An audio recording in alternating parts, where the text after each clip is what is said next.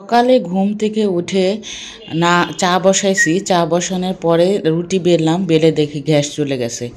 পরে নিধির বাবা আবার বাইরে চলে গেছে, ও আস্তে আস্তে অনেকটা লেট হয়ে গেছে।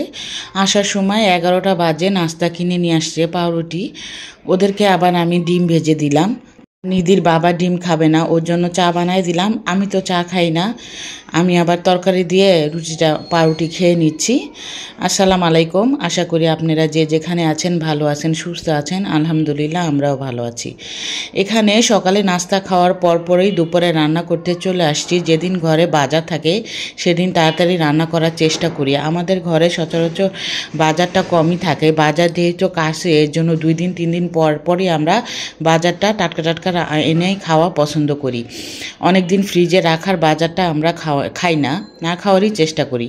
এখানে আমি আজকে সবজি পোলাও রান্না করছি।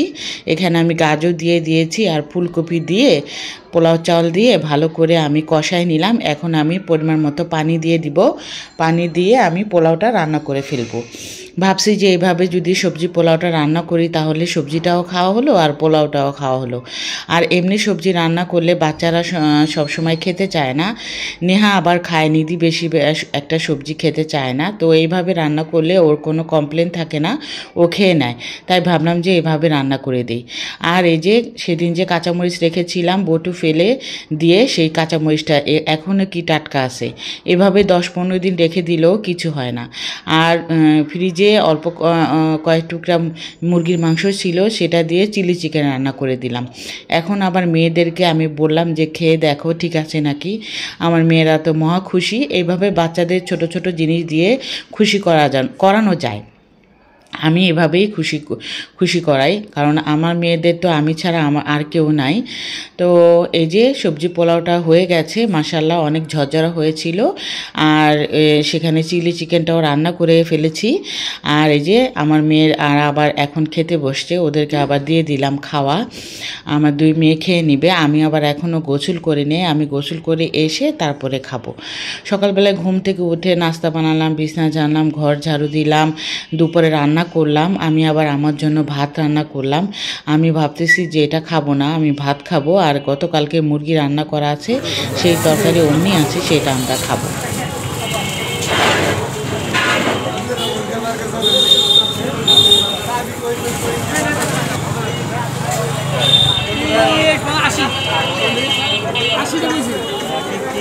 কেমনে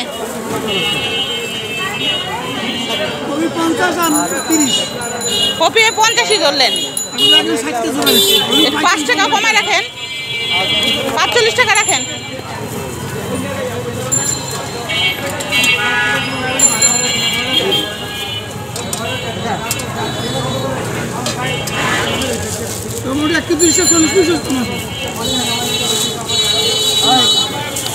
কমান না, একদম করে রাখেন, হইল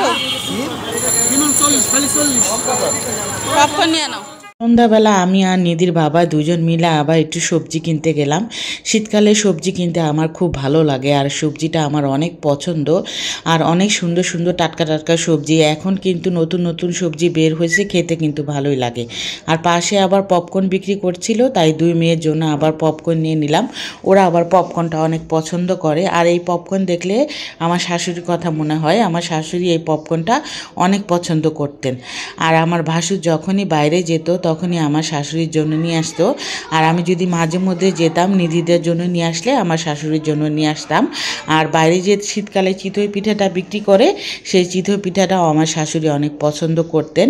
মাঝে মধ্যে আমাকে দিয়ে সে টাকা দিয়ে নিয়ে আসতো। আবার আমি যদি বাইরে যেতাম আমিও আমার শাশুড়ির জন্য মাঝে মধ্যে নিয়ে আসতাম। আর পান দেখলে তো আমি আমার শাশুড়ি আর আমার মার কথা অনেক মনে পড়ে। আমার মা অনেক পান খেতেন আর আমার শাশুড়িও অনেক পান খেত। আর এখন আমাদের সবজি নেওয়া শেষ। এখন আমরা হেঁটে হেঁটে বাসায় চলে যাব। 2 জন মিলে গল্প করতে করতে বাসায় হেঁটে হেঁটে চলে যাচ্ছি। আসলে সন্ধ্যার সময় হাঁটাটাও হয়ে গেল আর সবজিও কিনা হয়ে গেল।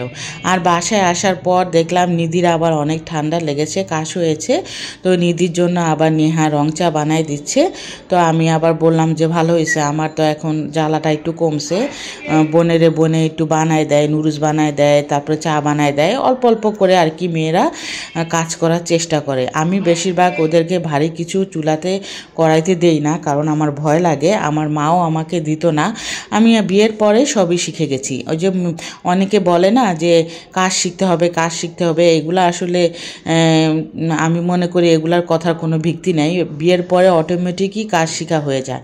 আমি তো আমার মার বাড়িতে একটা প্লেটও ধুয়ে খাই নাই, তারপর তো আমি আমার শ্বশুর বাড়িতে যেয়ে আমি সবই শিখেছি আলহামদুলিল্লাহ। এখন আপনাদের দোয়ায় আল্লাহ রহমতে সবই পারি। আর আস্তে আস্তে মেয়েরা এইসব করতে করতে শিখে যায়।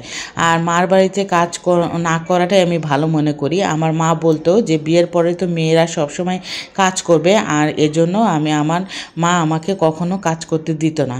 তো আজকে সারাদিন কী কী করলাম সেটাই আপনাদের সাথে শেয়ার করলাম। আজকের মধ্যে বিদায় নিলাম।